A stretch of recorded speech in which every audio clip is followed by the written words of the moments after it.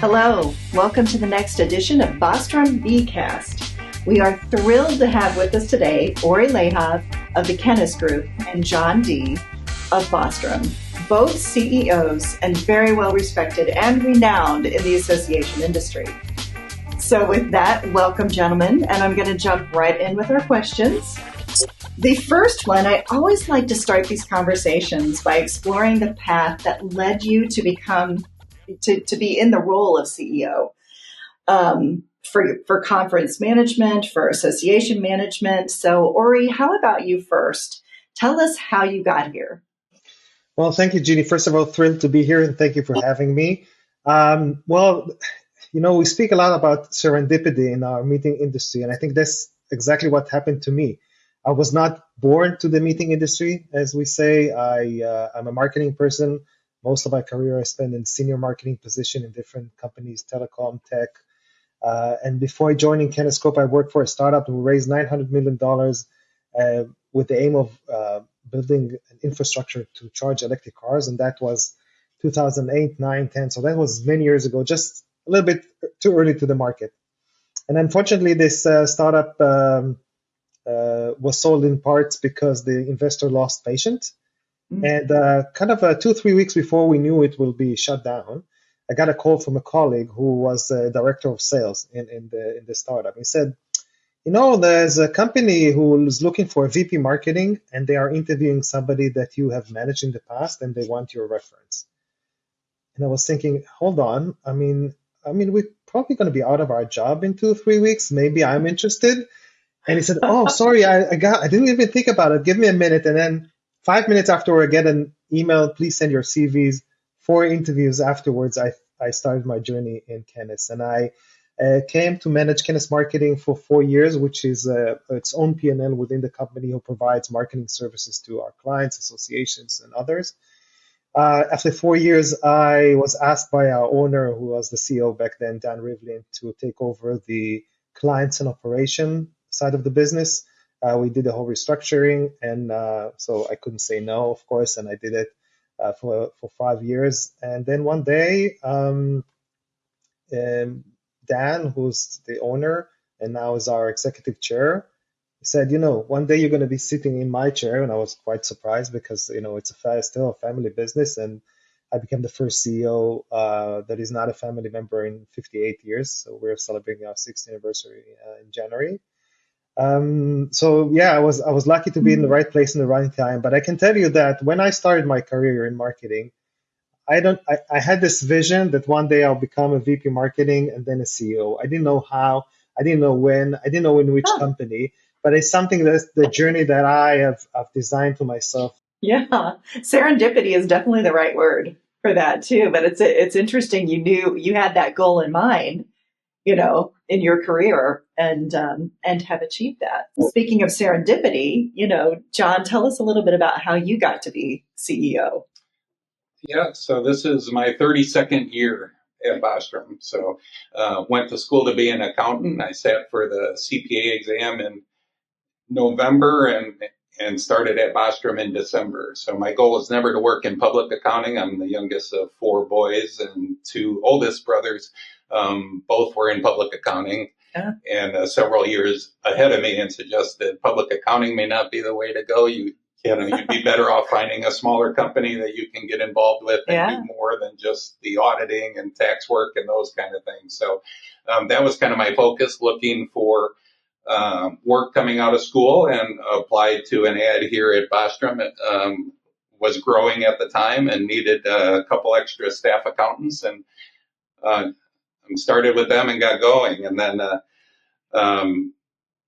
probably about 5 years into that process, I had become the client accounting manager and was taking on more responsibilities and moved over to the Bostrom corporate side a little bit, started to do some of the corporate work, which was very interesting to me as well. And then Bostrom went through some ownership changing, moving from the Bostrom family to a group of employees that were looking to purchase the company at the time. And through those transitions, I was asked to become the general manager of our Chicago office, and started to get more into the management side of things there. And then quickly that started moving forward, where then I became controller, and then, CFO, and then I was overseeing both the Chicago and DC offices, and then continue to grow in that role as chief operating officer. And then when the president and the CEO of Bostrom were looking to make a change and retire and move forward with their lives, they kind of tapped me on the shoulder and asked if I'd be interested in the CEO position. That began in January of 2023. So I went to school to be an accountant because I didn't want to talk to people or deal with customers, and ended up in an industry that's all about people and relationships and everything else. So here I am. Right? You have to do that quite a bit. Yeah. Yeah. It's interesting. I mean, from an accounting background and a marketing background, and both of you leading very entrepreneurial organizations and forward thinking, and you never know where that background's going to lead. So very interesting. Bostrom and the Kenes Group have recently entered into a strategic partnership.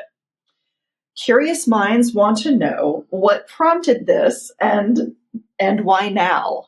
So Ori, I'm going to hand that over to you first. It's actually related to the first question, because as a CEO, you have the responsibility to think about not only the present and the day-to-day, but more focus about the future and the growth potential that your company has.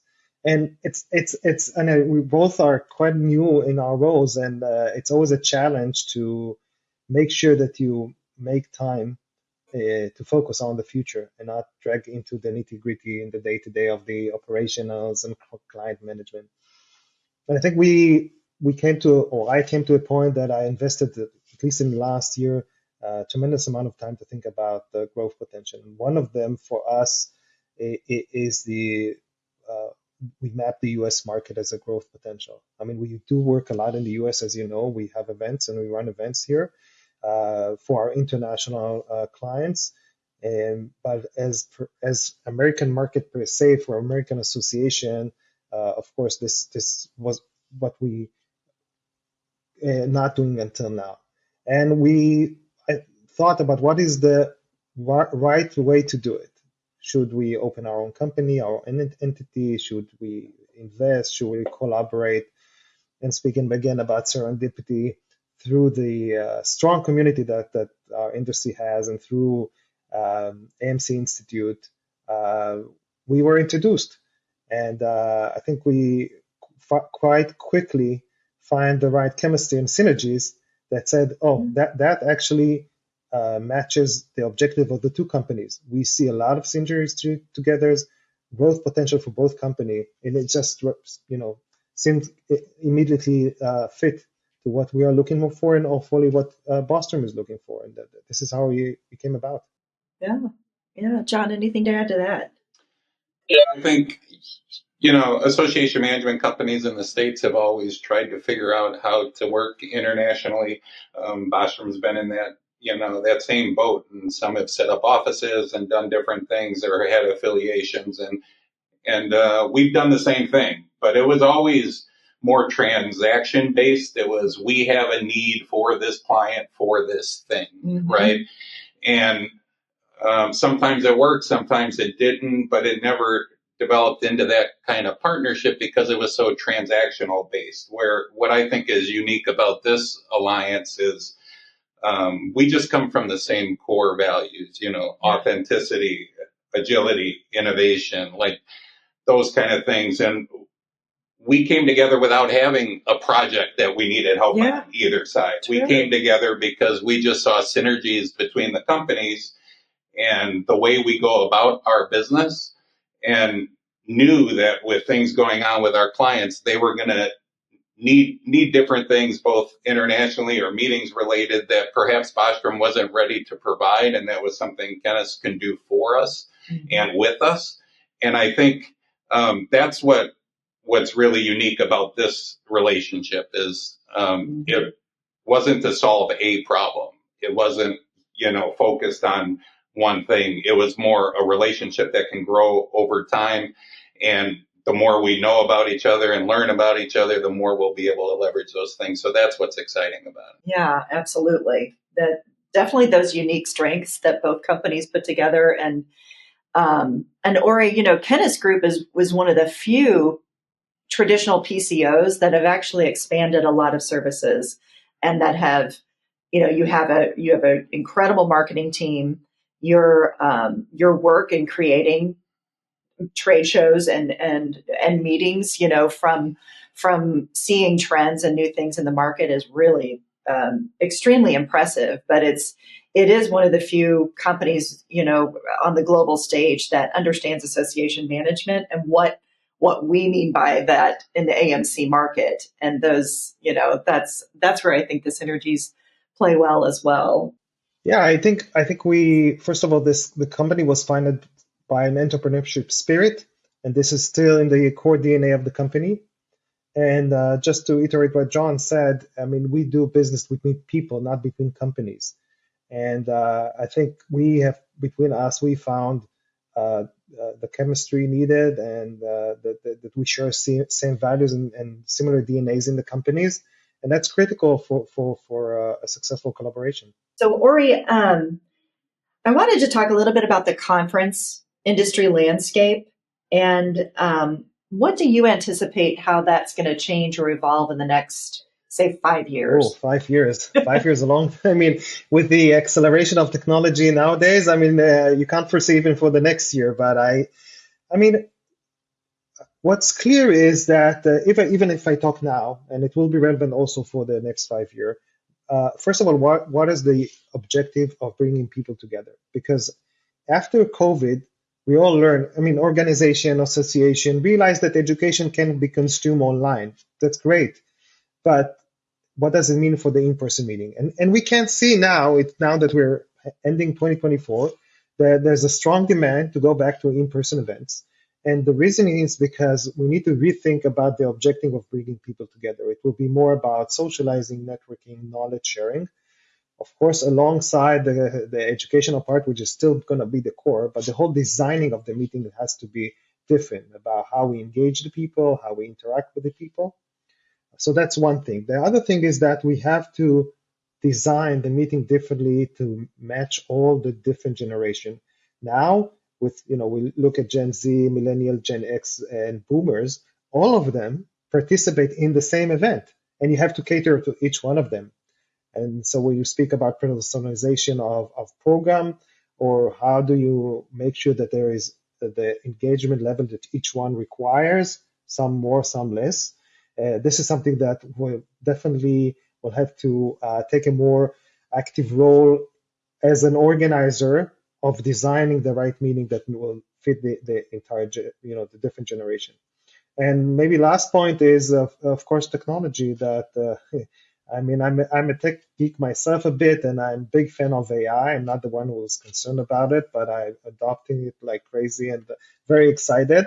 I think technology will make it a huge transformational effect on our event industry business. Not in the fact that it will replace the need to meet in person, but it will obviously affect about the process. How do we get there as an organization? How we can make our work more efficient? How can we do more with the same amount of people in the company? And also, it will help us, what I spoke earlier about how we make the program more personalized, how we adapt technologies in our events, because people will require that, people will want to see that. So I think that those are there's more we can speak about in an hour about the trends in the meeting industry. But I think those are the three main ones that I wanted to speak about. Yeah. I thought it was so funny during COVID when the Zoom and the virtual meeting technologies came out and they all had avatars. And there was one program where an avatar would go into a room, or they'd go to the trade show hall, and everyone thought, oh my gosh, this is going to replace in-person meetings, these avatars. And, we can walk around and meet somebody in a hallway and talk, and, and you would move around. And we looked at so many demos of those things, and I am happy to say that those avatar virtual meeting type things gone, right? Are in in-person meeting attendance numbers are just getting blown away. And I think, just that human element over all of the fantastic technology and AI trends that we're seeing, that human element is going to be really key. And how do we leverage that in a different way? And like you said, for different generations, for sure. Okay, last question before our rapid fire. For any association leaders and professionals listening to the BCast today, what advice would you give on innovating and expanding in today's global market? John, how about you go first? I think the main thing is just be open to opportunities. Just be willing to make changes. Don't assume you know what your members want. Listen to your members. Ask your members what they're looking for.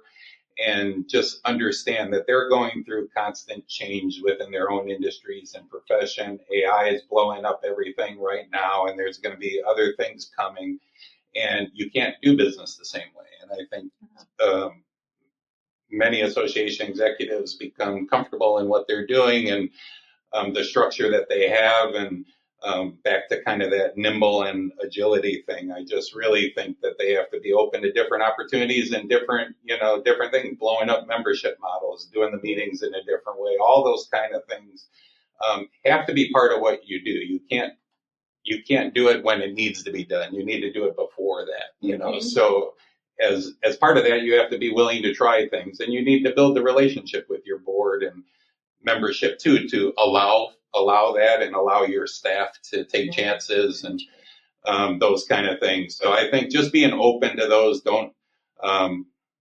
We have a motto here: if anyone ever says, well, that's the way we do things, we say, okay, that's not the way we're going to continue to do them. That can't be the reason for doing. Not to say that everything you're doing needs to change, but you have to be open to that change. Yeah. Ori, what about you? I think two advices that I would give. First of all, on a personal level, never stop learning. I mean, we need to learn all the time. I'm listed to I don't know how many different newsletters when it's related to the meeting industry or tech world or AI, and I hear a lot of podcasts all the time. When I walk the dog, when I drive the car, when I at the airport. So I follow a lot of different podcasts and different subjects. By the way, don't be only locked on one topic. So try to widen your horizons. So never stop learning. That's one thing. The second one is it's very similar to what John said. It's about don't be afraid to take risks. I mean, there's a nice quote that I like, that the biggest risk in life is taking no risks at all. And or like Nelson Mandela said, you can either succeed or learn. You have to, from all the failures you can only learn. So don't be afraid to take risks. And as an organization, we also need to give our employees, our staff, the feeling that they have our backings all the time, so they can fail. It's okay. As long as we learn from that and not fail again. But yeah, so this is, as leaders, is something we need to make sure our employee knows. Yeah, absolutely. We talk about that safe to fail environment a lot, and making sure people feel that they can be innovative and experiment, and it's okay. And yeah, that's really important. Okay, are you ready for the rapid fire? I don't know.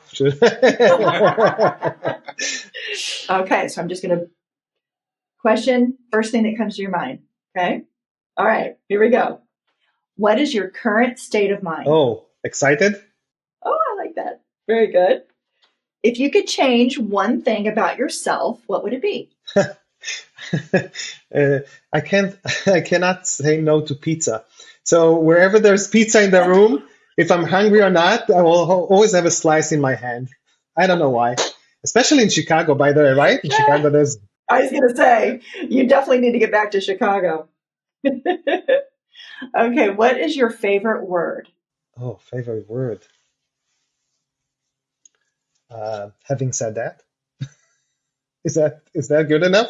What was that? Having said that, is it not one word? Having said that, it's a phrase, but that works. That works. Okay, if you could have a conversation with anyone, dead or alive, who would that be? Maybe Bruce Lee.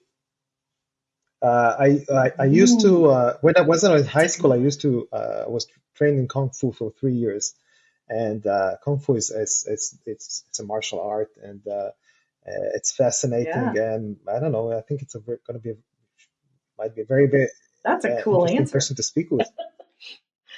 I like that. Okay, who is your favorite person at Bostrom? Oh, Jeannie, of course. I asked that of all my Okay, and did guests. I get it right? You got it right. You did. You did. All right, last question. Last question. If you could pick a profession other than the one you're in now, what would it be? Software engineer. Ooh, yeah.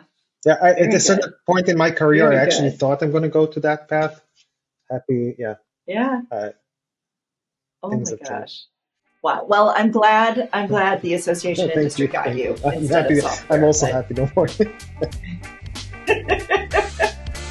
well, thank you both for being on the Bcast. This was a great conversation. Thank you again for your time, and enjoy the rest of the week. Thank you. We'll see you with more Bcasts in 2025.